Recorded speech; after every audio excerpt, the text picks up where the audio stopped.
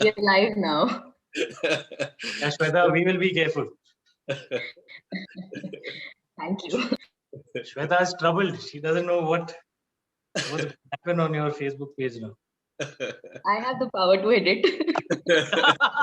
You're right. But Not when it's live. at the moment we are live. So I have Babita there. Hi, Babita. Mom is here. I have my dad join me. Hi, Papa. Priya is here. Patra. Sunil Bharadwaj. Your mom's there. She's a lucky mascot. Yes, Auntie.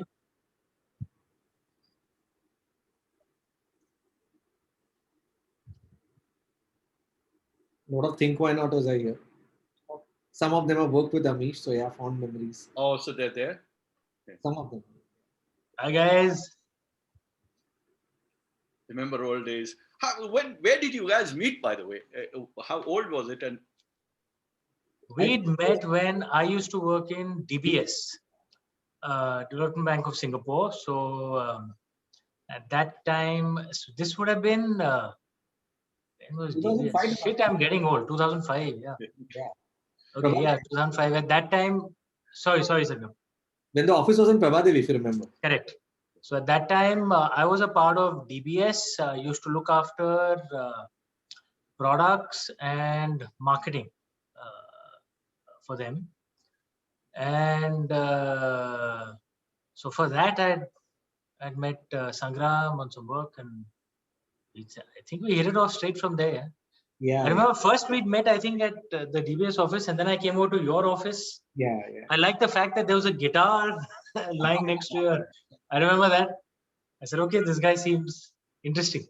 Guitar, there was a broken car bonnet on the wall. And Yes. And you guys did some damn good work for DBS at that time. Yeah. Then we stayed in touch. Yeah, I think we were in touch, but I think post DBS, I think then you moved to IDBI. Yeah, IDBI Federal Life Insurance. Yeah. And then I asked you guys to come on board out there as well. So there I used to, interact a lot more with Sangram as well, but not as much as with DBS, because there was I was looking after marketing, but also products and service quality. So much of my attention actually went in products. So we used to remain in touch, but not as closely as in DBS. But of course, we remained in touch. Yeah. But I think what back to the books. Made the relationship a little more was the common interest in history. Yeah. And we used to discuss Alexander, Persepolis, at the DBS time. IDBI में उतनी interaction नहीं हुई थी. I think DBS के time पे after the work is done, he used to say, okay, all this brochure ठीक है यार. And after we discovered, so why do you think Alexander destroyed this? And those were the interesting discussions that we had. It was good fun. I didn't even know, honestly, while he was in IDBI, I didn't even know that he had written a book. And then I discovered that, okay, Amish has also written this book, and his first book, he had worked with another common friend, Atul Kulkarni, for the first book. I think that video was made by Atul Kulkarni for the very first book. So that's how the introduction happened. And Amish, and this is not part of the questionnaire that we have, so I can safely ask this. So did you start writing long? No, you can safely ask the other questions also, no problem. No, वो अभी नहीं, वो जब तक viewers नहीं आएंगे नहीं हम start कर सकते हैं. That's a very big formality. But I mean, while you were working, were you writing, and that is how it conceived, or you planned, there was a shutdown or switch off, and then you started something? No, I wrote Immortals of Melua is the first piece of fiction I've ever written in my life. So I did nothing before that. No short stories, nothing. Absolutely no fiction, at least. And I wrote my first two books along with my job. Middle class family, one has to be practical, pragmatic. So I resigned only after my second book was launched, and the royalty check became more than the salary. So I know it sounds boring, but okay, no, I think it's called being pragmatic. That's called pragmatic. You're right. I think what was always impressive to me was how he found time to write, and that's not one of the questions that we're planning to ask, so I can give that little tidbit away. But I asked him, where do you find the time to write? And he says, just cut down your 2 hours of TV and use your travel time, and you have ample time to write. And I said, oh my God. That's cool. I never watched TV for those 5-6 years when I was doing my job and writing. I'd cut out TV completely. I'd cut out partying completely. And you know, in Mumbai, you have this wonderful thing which consumes so much time, your commute. Commute. So I would have an hour and a half each way. So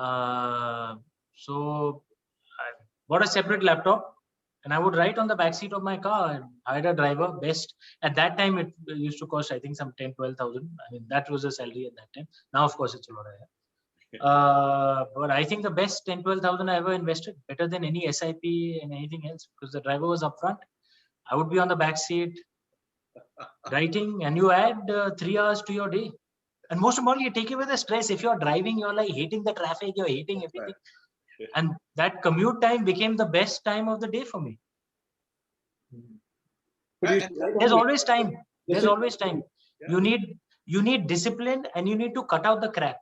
We have a lot of crap which clogs up our life. You cut out the crap, there's enough time. And just a curiosity, Amish, you should type at the back of the car. Type straight into my laptop. Okay. Yeah, I know some people find it disturbing to look at the screen. I don't know. I don't. While in the car, but. Alok, should we go live? It's about 6:33. Yeah, I think we can. Yeah. So I thought we were live already. No, but this is the formal welcome. So to our viewers, good evening, our wonderful viewers, and welcome to the 3rd episode, season 2 of Guts, Glory and Story. These are stories of grit and determination that have shaped the lives of our guests. Ladies and gentlemen, we bring to you men and women of strength, repute, and resilience who have defied logic, defied stereotypes, and sometimes even fate. In this week of Mahashivratri, we bring the man himself who left his banker's job to write the epic blockbusters, the Shiva trilogy. In his own words, it is based on a fictional premise that Shiva was a real historical man whose karma was so grand that people gave him the pedestal of God. Yes, viewers, I'm talking about one of the greatest entertainers and authors of our times, Amish Tripathi, who sits right in front of us. But more of that very shortly. And those of you who don't know us, God forbid, I'm Alok Sinha, a serial CEO, an author, and an entrepreneur. And I'm joined by my illustrious co-host, Sangram Surve, who's an ad man, a filmmaker, and a marketing strategist. And now I will turn to him to present Amish to all of us. Amish, remember, needs no introduction. And by the way, Sangram and Amish have worked together. So Amish, again, welcome to Guts, Glory and Story. And Sangram, with this, over to you. Yeah, I think the task is much simpler for me today because I don't think Amish needs an introduction. The entire format is about stories and anecdotes. I'm going to start with 2 very small anecdotes from my very first meetings with Amish. When Amish was in IDBI, and I think he asked me if I would like to work on the marketing of Secret of the Nagas. Obviously, I jumped on that opportunity, chance to market Shiva. I mean, what else could one ask for? And obviously gave us like the first copy, which no one had read at that point in time. And we had fixed this meeting in our office, and the expectation obviously was that everyone should have read the book and be ready with ideas. And everyone in my team had read the book. I hadn't. And I had this art of, picking up threads from everyone when they're ideating and putting 2 things together and, presenting that. And Amish was listening to everyone intently, and he kept staring at me. And he made out that is Sale ne to kitab padhi nahi hai. Towards the end of it, is saying, Sale tune padhi nahi hai na kitab. I was like, how did he know? And that's how it started off. But obviously, after I read the book, it was an opportunity. And I think the credit doesn't go to me at all. The credit goes to the fact that there was a magnanimous vision behind the book. And I think the beauty of that entire project was that we managed to put together the best talent around doing the very first trailer, which became that big. And I think Amit, who was the person who directed, the real credit goes to him because he was the person who brought that entire story on the big screen, and we finally played it. And that's where the second anecdote goes. We had this large office back in the days when one believed in large offices. Today, we don't need any. But we had this large office in Andheri, and 1 big screen, 2 big speakers. And we were like, even Amit was nervous. He was like, literally, will he like it? Will he like it? And he'd not seen, Amish had not seen anything at that point in time. And we played the trailer end to end. And the first thing he did was he got up and he said, Aja Gale Mil Yaar. Gave me and Amit a warm hug. And oh my God, that was a goosebumpy moment. And which is what kickstarted the wonderful journey. So yeah, with those two anecdotes, I think it's all about anecdotes and stories from Amish's life now. And Amish, the whole format of the show is less of Gyan and more of stories. And I would actually go back to the very start, and I think whole episode will intersperse it with stories from your life. Were there interesting anecdotes or stories of what prompted you to become an author? Prompted me to become an author? Yes. Okay. So from being a history buff to an author, tell us about any stories that were kind of instrumental in you making that plunge.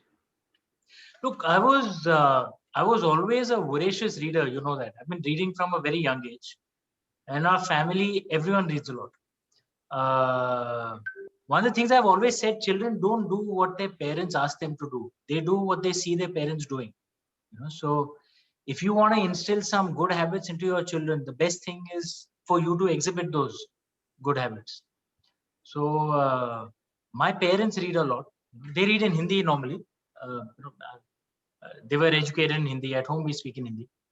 And because my parents read a lot, all of us, 4 of us siblings, we read a lot.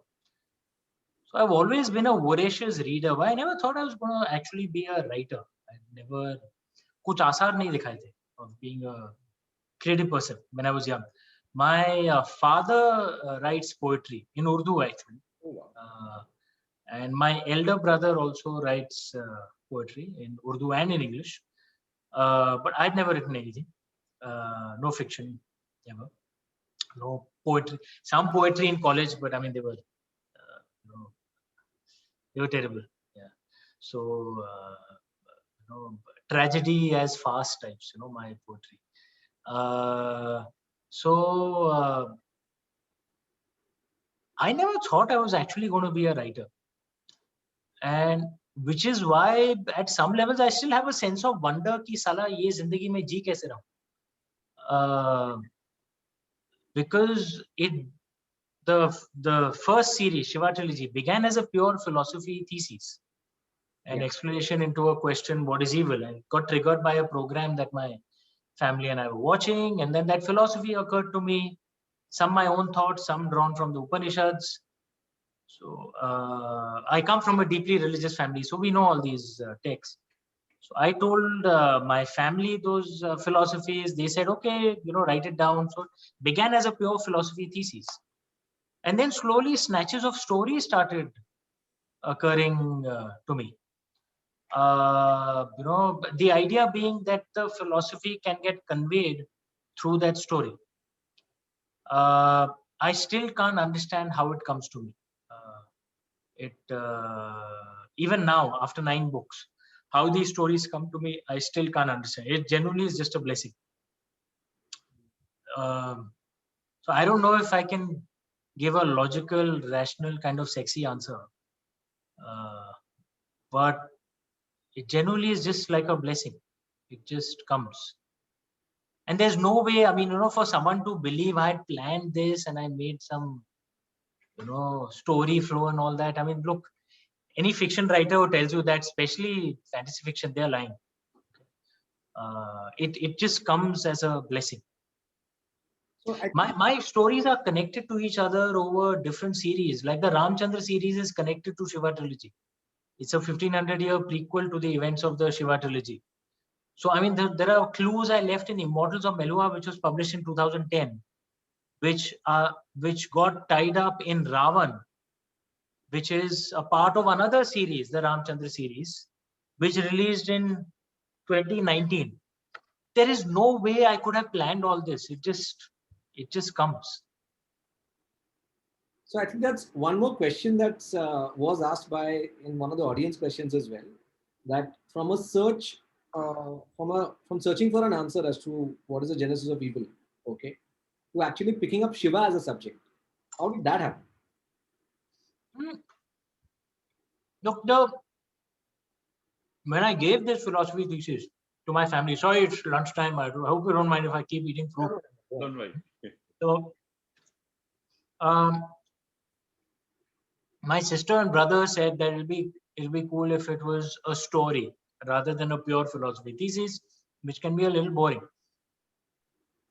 It's kind of logical and rational that one has to write a story explaining a philosophy of what is evil. And the ideal hero is the destroyer of evil himself, Lord Shiva. I think also, not just because, my family is a Shaivite family, but I turned into an atheist. I kind of came back to faith with the writing. I think also that if one has to write a, story, Lord Shiva is just such a cool character. Forget about my books, even in his traditional form. It's just so exciting to write about. I think the main thing for a writer is you have to want to spend time in the world that you write about, with the characters that you write about. And for that, you have to enjoy their company. You have to enjoy their company far more than the real people you're actually, you actually have to spend time with. And if you enjoy their company, then you're in that world and you keep recording that story that you see. That's how it was for me. True. Absolutely. So, Amish, I want to take it from here itself. And we're all aware, and it's also evident that you have very deep devotion and faith in Lord Shiva. And you also talk about the fact that things come to you and you really don't know how they come to you. But there has to be some moments or anecdotes in your life when you actually felt that presence, not physically, but in a way that someone's communicating to you and that's how it is happening. Were there any? The will of God or the hand of God or something? Like there is this description that I gave of the Vasudev temple in Oath of the Vayuputras. Yeah. Okay. And when I wrote that, I have no idea why. I was just sure this is the way it has to be. That temple has to be described this way. This is the way the Murti of Lord Ram and Goddess Sita will be. Why? I don't know. I was just sure, no, this is the way it has to be. Okay. And I'm writing something in the 4th book of the Ramchandra series right now. And suddenly why it had to be that way becomes clear to me now. And I didn't know at that time. And moment it actually struck me, I actually started crying. I said, because like, how the hell can I have planned this? Okay, it's like I was made to write that scene that way so that it connects to a scene now, right? There's a description of the Naga city and its inhabitants, how it was run. And I don't know why, I just knew, no, this is the way it had to be written. And there is no way I could have planned it. And then it connects to something now. This is when I feel, yeah, there's a blessing. There's no way, because I didn't even know why I'm writing it that way. And I'm talking about a book, an incident in the Shiva trilogy getting connected to an incident I'm writing now in the Ramchandra series. Right? That's when you think this has to be a blessing. There's no explanation, right? That when I was writing something 7 years back, I was just clear that I could give no reason, but I was just clear, this is the way it has to be written.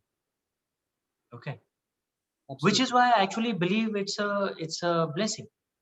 And it's only when those dots get connected, you don't, there was a speech, I think, of Steve Jobs in a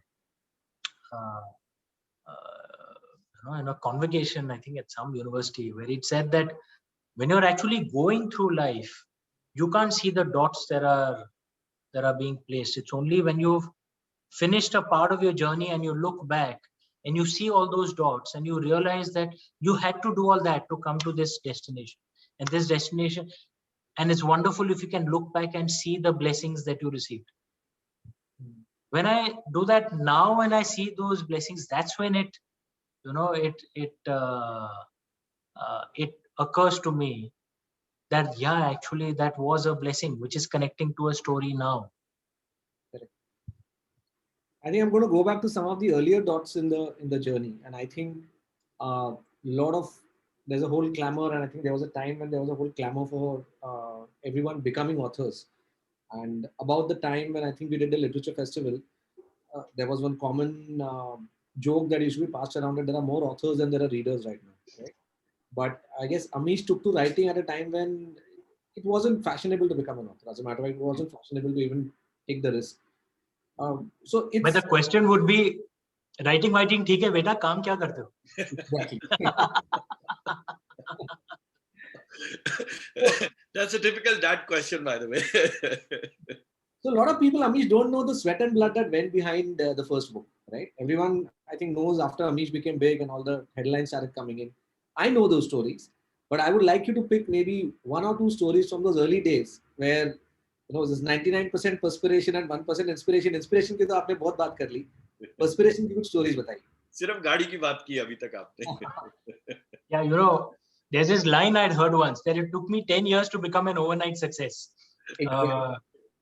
People, there is no substitute for hard work. Right?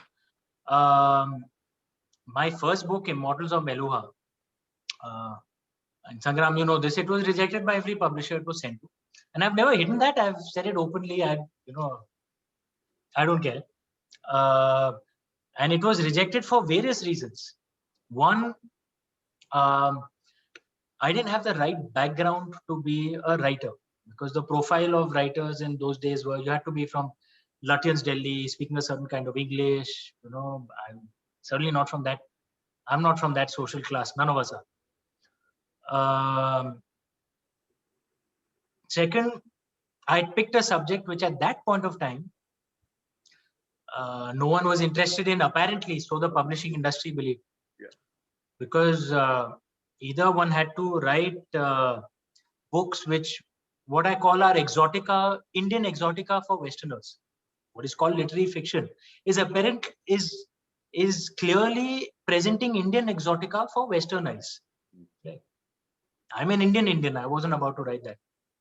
The other kind of stories that were succeeding was love stories. I hadn't written that either. I had written a book, on our God, right? So that was a key reason to reject it. I was also told my book is too long, because successful books are apparently 100, 150 pages. Mine was 400, 500 pages. I was also told this, I think Sangram, I told you this, that one of the publishers who rejected it said that your story-telling skills are good, but you have these Gyan sessions every second, third chapter. And I was told that, look, the main market are the youth. The youth aren't interested in any high IQ stuff. And if you want to make your book commercially successful, like in commercial movies, you have to dumb it down a bit. So you can't have these Gyan sessions every second, third chapter where you're quoting Upanishads, you're doing all this, all that is not going to work. I know that was a big guy also who told you once, so I won't name the guy. But No. I listen, I don't like controversy. Like, look, I don't hold it against them. They were giving me a viewpoint basis how the market was in those days. Yeah? You were disrupting, basically. Yeah. I mean, mine was something completely out of everything that had succeeded till then. So, which is where I guess the effort goes in, because the easy call at that point of time could have been, I'd try my best, abhi chhod do. My family will read it. Sangram to Bechara was my ad agency at that time.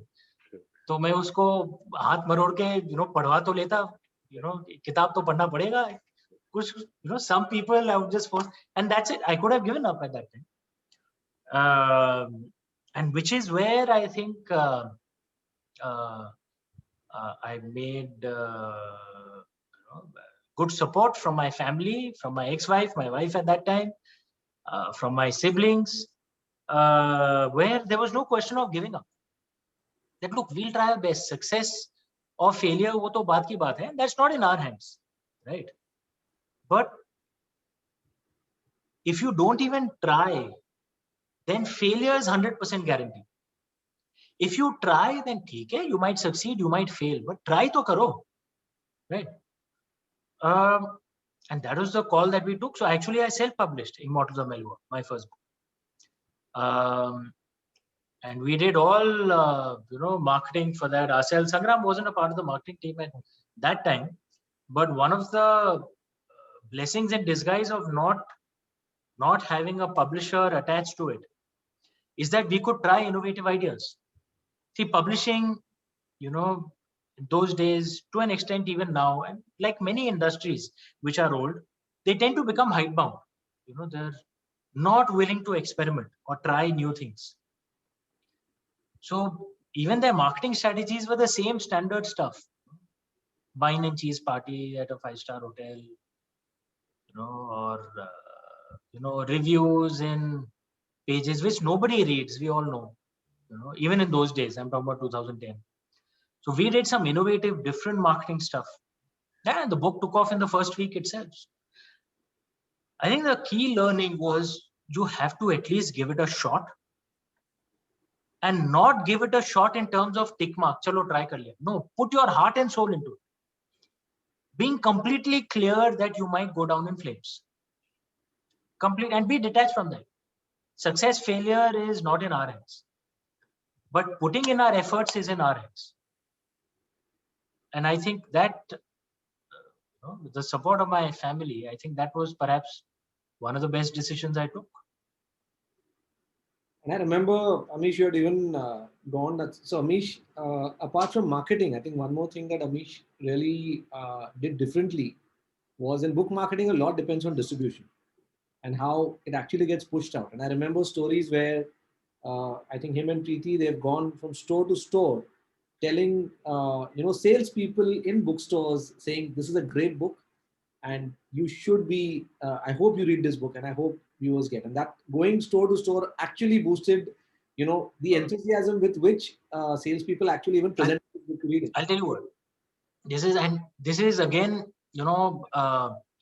this is experience from my sales stint. I tell everyone, whatever career you're in, you must begin your career with a sales stint.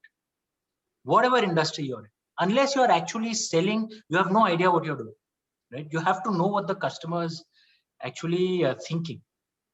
And among the things that had struck me, when I was in my sales job, is that on the shop floor, on the store front, the sales guy does not want to look like an idiot in front of his customer. Okay. He wants to have some lines which will make him look intelligent in front of his customer, right? And an insight which struck, Preeti and me is that most authors, when they go to bookstores, they don't even speak to the sales guys. They just speak to the store manager, who often doesn't engage with the customers, right?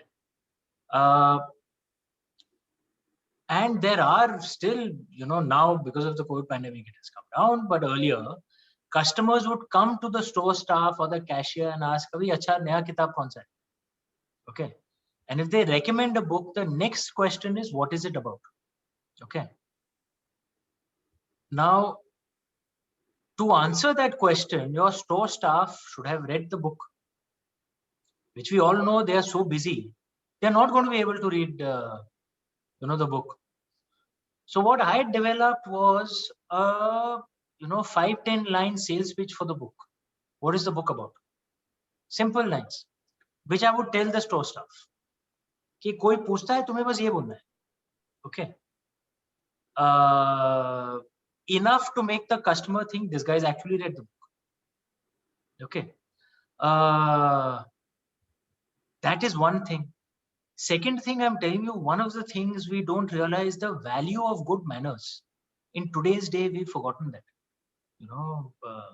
One of the things our ancestors used to always tell us, in the Natya Shastra has been written, Satyam Bruhat Priyam Bruhat, na Bruhat Satyam Apriyam. Speak the truth, but speak it with love.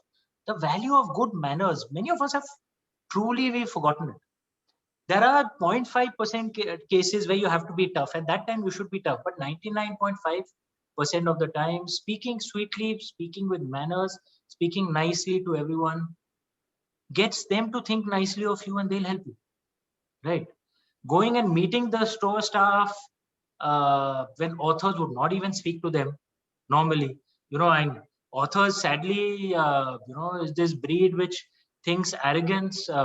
Now, hopefully things have changed by those times. Thinks arrogance is like a marker of your creativity, right? You go and speak nicely to a store staff guy, he will keep track of your book. Stocks are running out. He'll go tell the store manager, stocks are running out, replace it. Just simple things like that improves your sales. Because jo dikhta hai, wo bikta hai.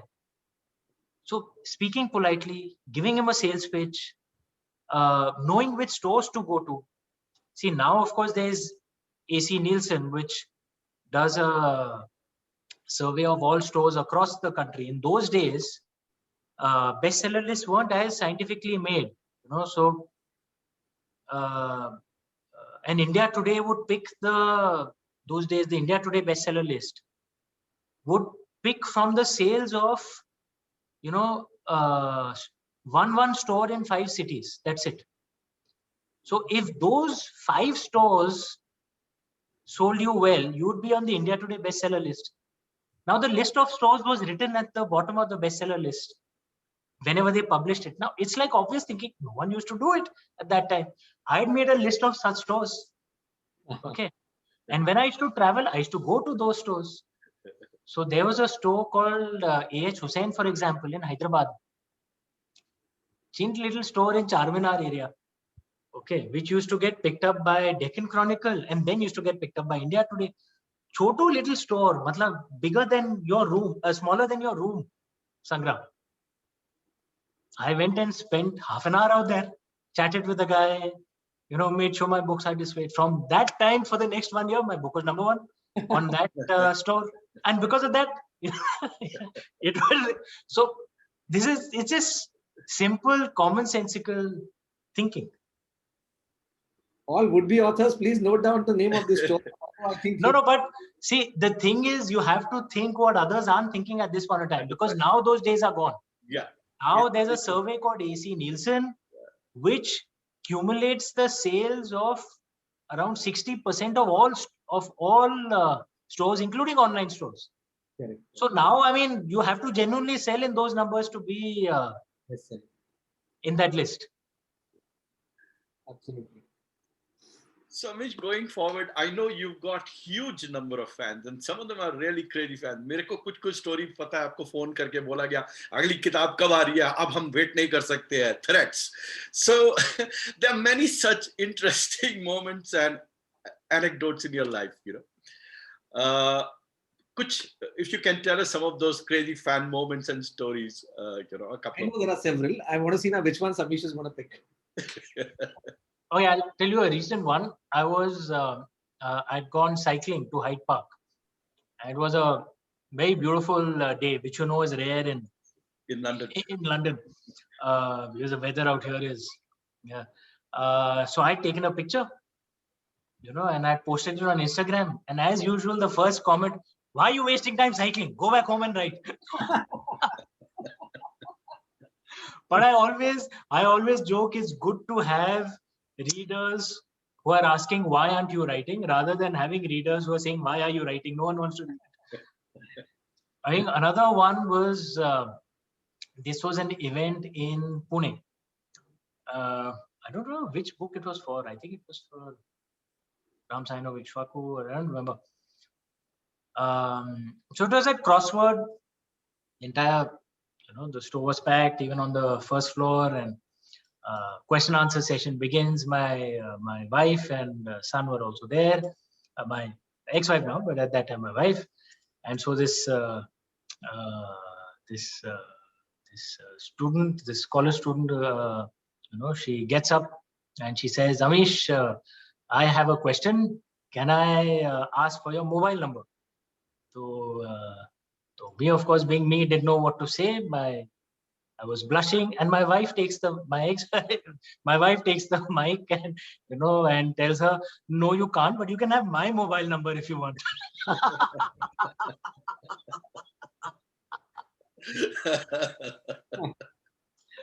That was funny.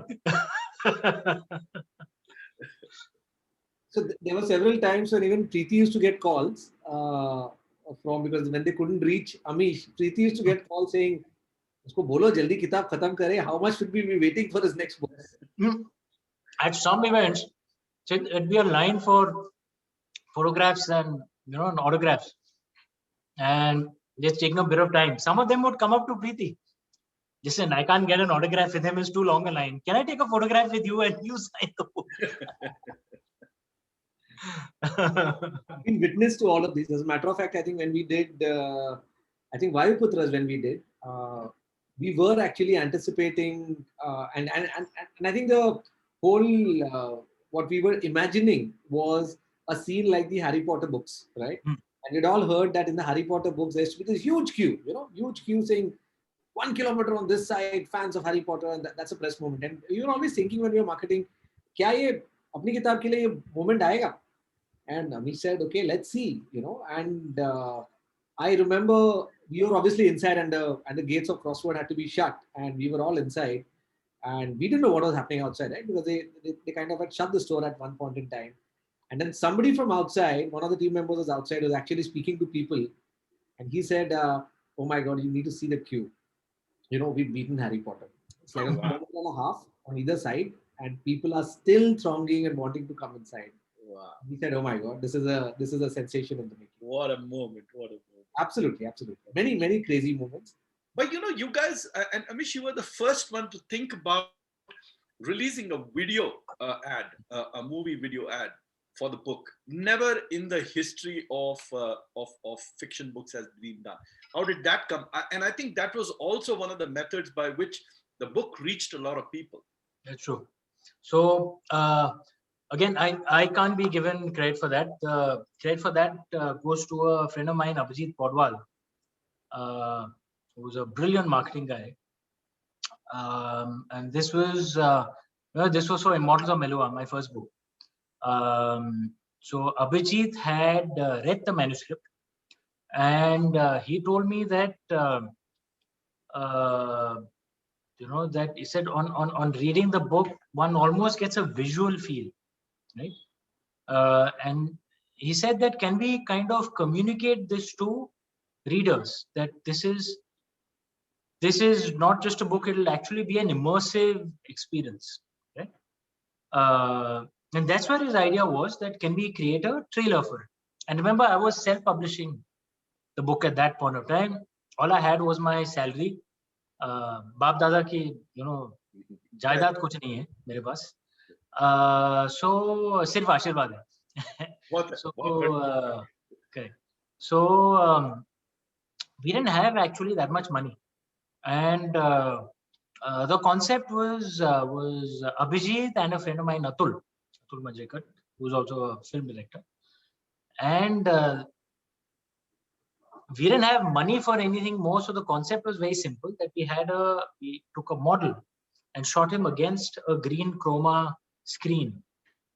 And that is it, just that model, right? So even, the model was supposed to hold a Trishul, but we didn't have the money to get a proper Trishul. So we had him just holding a stick, and that was Lord Shiva.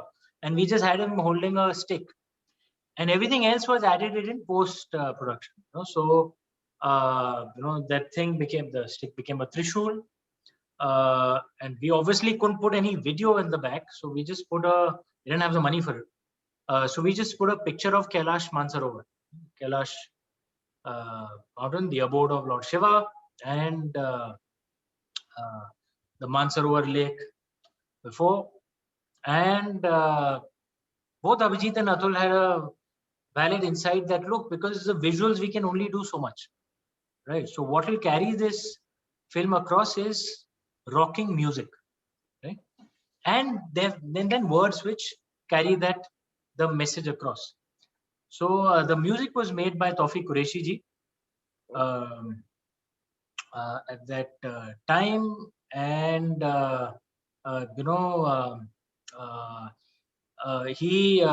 Tawfiq ji himself chanted some sections of the Tandav Stotram, which is a hymn dedicated to Lord Shiva, composed by Ravan, by the way. Parts of the music were inspired by the Lasya form. It's believed that when Lord Shiva gets angry, no one can calm him down except for his wife, Goddess Parvati. And she apparently does the Lasya dance to calm him down, because only she can have that power over him to calm down his anger. So some part was that, some part was, in the traditional, Tandav strong, music, a lot of percussion. And I thought the music was fantastic. And we put, very staccato language, short words to kind of get that punch across. So actually, it was a very, very low scale, low cost trailer film. We didn't spend more than some 3.5 lakhs on it. I know it doesn't sound like much, but it was a lot for me in those days. And that video really, and YouTube had just started around those days. We put it up on YouTube and it really just took off with that, and it helped promote the book. The key thing is to do something different. And another key insight I got is not just about money, about how much passion and thought you'll put into it. Often when budget is not a problem, it almost becomes a negative, because people don't put that much thought into it then. Because you can just replace thought with, just flood the thing with money. Yeah, that's my. Absolutely. So I think I'm going to skip some of the books, and I think some of those moments in terms of what Amish said is very correct in terms of passion is what matters. As a matter of fact, when there is no money is when you think innovatively. The whole decision of going for CG, the whole decision of going for chroma, all came because big scale production was not. As a matter of fact, even when we pitched the idea to Amit, who produced the second video for Nagas, the vision was, you've seen Spartacus Blood and Sand, you've seen, here's an opportunity to do Lord of the Rings for India. Okay. And who could be a better face for the Indian Lord of the Rings than Lord Shiva himself? And that was it. I mean, people just wanted to do it saying, Paisa Vaisa doesn't matter, yaar, let's just do it. So completely agree that many a times not having the resources becomes an inspiration for doing something really crazy, right? True. But I think from that cinematic vision of those trailers to Amish, now we've been hearing about a movie around the Shiva trilogy being in the making for a long time, right? And we want that story by which you now become movie maker. You were always a story writer and somebody else was going to do a movie. And now suddenly Amish has now gotten in the seat of the movie maker. How did that happen? And what is that movie all about? I think I want the audience to know about Suhail Dev. I was associated with that for a brief while, but tell us about the whole Suhail Dev movie story. Like most good things in my life, it began with a conversation in my family.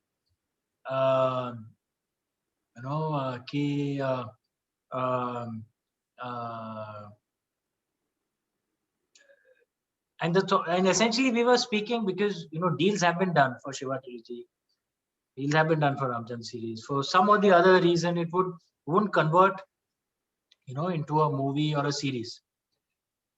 Now look, every book has its fate. So Lord of the Rings took many decades, maybe 50-60 years to convert into a series of movies, which are classics, but yeah, it took that much time. Whereas Jurassic Park got converted within a year or two of release. So every book has its own journey. And we were talking in our family that, look, this is frustrating, because we've done deals, okay, money comes in and then it doesn't get made, then the rights come back. It's okay, I mean, one can say, "Theek hai, paisa to banaya," but then that's not what excites a creative. I want to see the story out. And so then the family discussion veered around to, look, we face the same problem for the release of the book as well, Immortals of Melua. What we decided at that point in time, no one else backs you, the hell with it, you back yourself and khud kar lenge. So then why don't we do that for one of our books too? The Shiva trilogy and Ramchandra series are just too big budget. So for sound like me. So therefore we thought we'll take up Suhail Dev, which this is the book. So this was released last year, King Suhail Dev. And we're converting this into a movie now. The script is being written. Suhail Dev is based on a true story, actually. It's based on the legend of a king who lived 1,000 years ago. The way our history is taught to us is that the Turkic invader Mahmud Ghazni came in the 1020s, and almost seamlessly after that, Muhammad Ghori came, and the so-called Islamic rule began.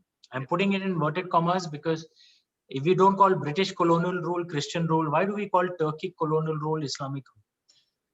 I mean, we're giving the wrong impression that Indian Muslims were a part of the ruling elite. No, they weren't.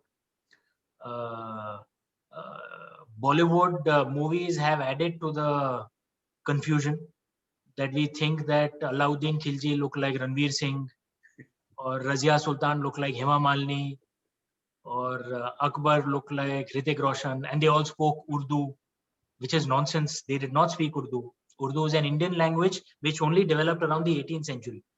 They used to speak Turkic or maybe Persian. You won't understand a word of what they were saying. They didn't look Indian. To Indianize, they would have looked Chinese. Alauddin Khilji or Aurangzeb or Mahmud Ghazni, they would have looked Chinese because they were Central Asian. They were Turks. Okay, they were foreigners. So in any case, what we are told is Mahmud Ghazni came, and then almost seamlessly after that, Muhammad Ghori came. But Mahmud Ghazni came in the 1020s, and Muhammad Ghori came in the 1190s. It's a very long period, 170 years, which is a very, very long time, right? I mean, Queen Victoria was still alive 170 years ago. She and her empire were running the biggest drug running racket in the history of humanity at that time. British Raj was essentially built on drug smuggling. So in any case, 170 years is a very, very long time.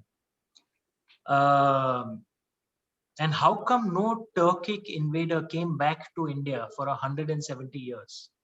This was at a time when the Turks were going around invading the rest of the known world, Arab world, Europe, everywhere. They were going everywhere. They were the military superpower of that time.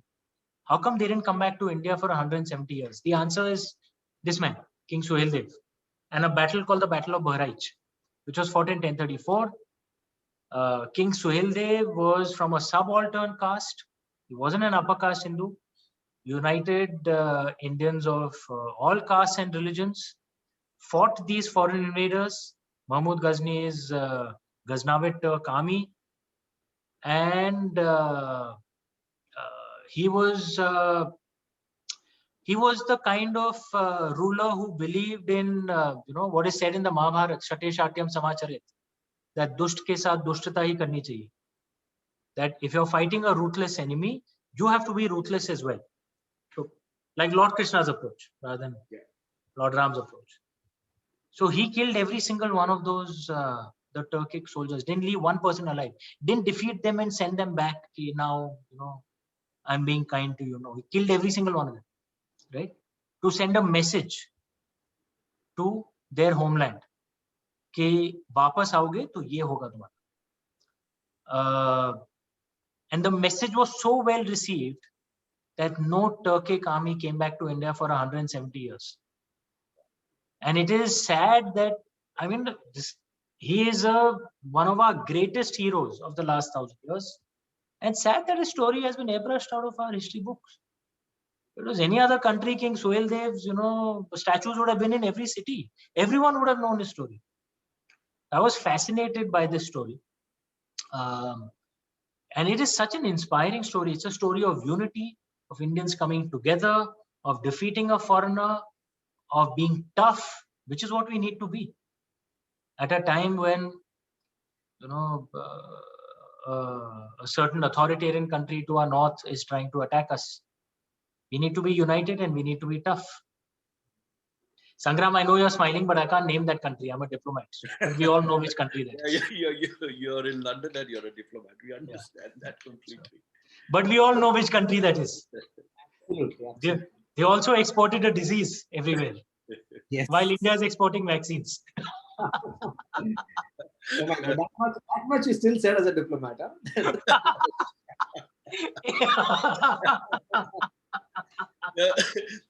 And that's my question. Fame कमा लिया, so guts है, glory मिल गई, story भी हो गई, अब आगे क्या? Because there are a lot of people over here and they are actually yearning to hear more from you in what you want to do. We have another question on what you are as a diplomat, but what more? Everyone's waiting for the next series of books and what is in your mind. That story ho gayi. A little nugget on when is the movie coming out again? We're all kind of the plan is the movie should be out in another 2 years on the outside. So we are working on the script right now. Should be out in 2 years. Super. Yeah. It will be a big budget movie. So, and again, obviously not as big budget as the Shiva trilogy or Ramchandra series would need to be, of course. But yeah, it'll be a big budget movie, one of the biggest budget movies. Super. And in terms of what going forward, you know, I think if there's one thing my life has taught me, is that life is what will happen while I'm planning other things. You know, I've actually had 3 careers, you know, and not just jobs, 3 full separate careers, because I was a banker, a full-time author, I'm a diplomat, and all 3 are so radically different that, you know, one almost has to retool one's thinking, you know, in the role. So where I will be 5 years, 10 years down the line, I don't know, man. But I know I'm enjoying the journey. You know, as long as you're doing something that inspires you,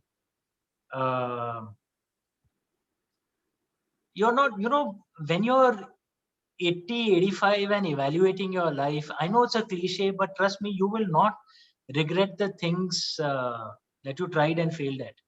You will regret the things that you know were important to you, but you didn't even try. Try to karo yaar. No? The only thing though is that you can't try everything under the sun, because you have to put some effort and focus into it as well. There has to be some focus. I can't have 25 careers. That's ridiculous. Right? But one thing is clear, no matter what happens, I'm never going to stop writing. So there will be a book from me every year and a half for the rest of my life. Wow. So that brings to the interesting question, Amish. As you said, little did you know about the latest role that you are. What's the story behind the position at the Nehru Center? What's the story behind why a role like this? So look, Nehru Center, you know, just like the British Council is there in India, India has cultural centers across the world as well. And the Nehru Center in London is our biggest cultural center anywhere in the world.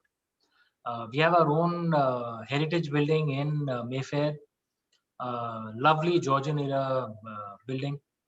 The idea is to build like what British Council does in India. So idea is to build India's soft power, our cultural narratives, our influence in the UK and in the larger West, because we know London, New York, LA are culturally extremely important in the Anglophone world, and the Anglophone world is culturally important over the entire world. So what you do here kind of cascades down across the entire world. And this is important for any country which is in the serious league. You know, so US, UK, France, China, India, Russia, we all take cultural soft power seriously. So we had these centers, and they were usually run by bureaucrats. So officers, there was a review done, by the government a few years back, and they felt that many of these cultural centers across the world are not delivering as much as they should. Maybe because, you know, there are bureaucrats running what is essentially a cultural role. So they said, let's try an experiment. Let's put some artists out there and see what they do. And so I'm an experiment where they said, okay, let's put an author here. And so as of now, I am technically a bureaucrat. You know, I went through all those security protocols. I have a diplomatic passport, and my technical designation is I'm Minister of Culture at the Indian High Commission and Director of the Nehru Center. This is my role, and the role is to promote Indian culture, which is what I'm doing. And do you face any challenges in the new role, especially when you're sitting outside of India? And oh yeah, of course, because there are if you do a SWOT analysis of India's brand image, there are some strengths that we have internationally, and there are some weaknesses that we have internationally. So we have to work on that. Working in the bureaucracy is, you have to again retool your thinking. It is a completely different style of working as compared to the private. We're all private sector guys, so we're used to a different way of working. And the government bureaucracy is a radically different way of working. And but I always believe that you learn something new, it only grows your own mind. Trying something new kind of develops new synaptic connections, brings out more creativity. I think there's a related question, Amish, from the audience. It's a live question, and I think it is. When you're an author, you were relatively in the world of anonymity. I think you completely go into radio silence once the book and the marketing phase of the book is over. And from there now, coming into a role where all the spotlight is on you and you're in public eye, has that been a difficult transition?